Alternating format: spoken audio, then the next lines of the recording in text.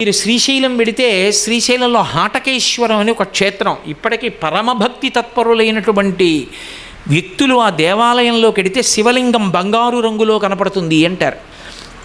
మీరు ఎప్పుడైనా చూడండి, హాటకేశ్వరం దేవాలయం ద్వారం దగ్గరికి వెళ్ళి నిలబడి ఇలా భుజం దానికి తగల్చండి, చల్లగా ఉంటుంది బయట ఎంత ఎండగా ఉన్నా కూడా. అదో పరమాద్భుతమైన దేవాలయం, అన్ని దేవతా వృక్షాలు. అందుకే అక్కడ సేవించిన వాళ్ళకి సంతానం లేని వాళ్ళకి కూడా సంతానం కలుగుతుందంటారు. ఈ మధ్యనే నిరూపణమైంది కూడా, ఒక వ్యక్తికి కవల పిల్లలు పుట్టారు కూడా. కాబట్టి హాటకేశ్వరం అంత గొప్ప క్షేత్రం. అక్కడ బహుబిల్వం ఉంటుంది స్థలవృక్షంగా. అక్కడ మహానుభావుడు 3 కన్నులు ఉన్నటువంటి వాడు పరమేశ్వరుడు, త్రయంబకుడు, సదాశివుడు, మహేశ్వరుడు ఆయన ఉన్నారు. ఆయన పక్కన పార్వతీదేవి ఆయన తొడ మీద కూర్చునుంది. వాళ్ళిద్దరూ కేళియందున్నారు. అది కామక్రీడ అంటే పార్వతీ పరమేశ్వరులు పురాణాల్లో చాలా చోట్ల ఎలా కనపడతారో తెలుసా అండి?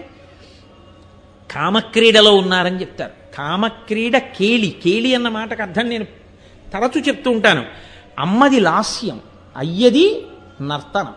వాళ్ళిద్దరి కేళి, వాళ్ళిద్దరు ఎప్పుడు అలా కలిసి ఉండడం అంటే అర్థం ఏమిటో తెలుసా? అదే పనిగా అర్థం బద్ధం లేకుండా కామక్రీడలో ఉండడం కాదు.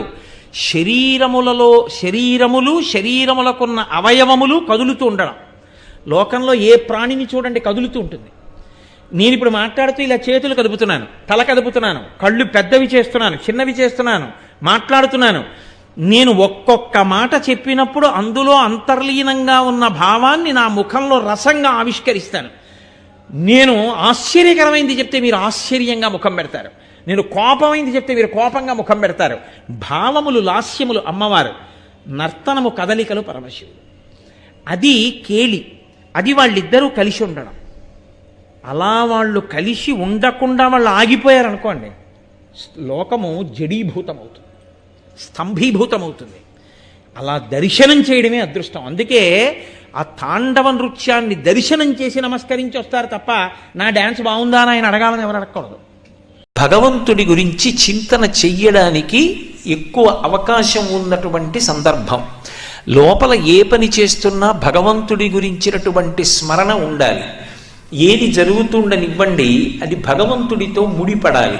శంకర భగవత్పాదులు సౌందర్యలహరి చేస్తూ జపో జల్ప శిల్పం సకలమపి ముద్రా విరచన గతి ప్రాదక్షిణ్య క్రమణమశనా ద్యౌతి విధి ప్రణామ సంవీశ సుఖమఖిలమాత్మార్పణ దృశా సపర్యాపర్యాయస్తభవతు ఎన్మే విలసితం అంటారు. ఒక మాట మాట్లాడుతున్నాను అనుకోండి, ఈ మాట మాట్లాడడానికి కావలసినటువంటి స్వరపీఠిక ఏ ఇతర ప్రాణుల యందు లేదు. కానీ మనుష్య జన్మ ఎత్తినటువంటి నాకు మాత్రమే పరమేశ్వరుడు అనుగ్రహించాడు. నేను మాట్లాడేటటువంటి మాట అందరి మనసులకు శాంతి కల్పించేదై ఉండాలి తప్ప, నేను మాట్లాడేటటువంటి మాట ఇతరుల యొక్క మనసుకు వ్యగ్రత కల్పించే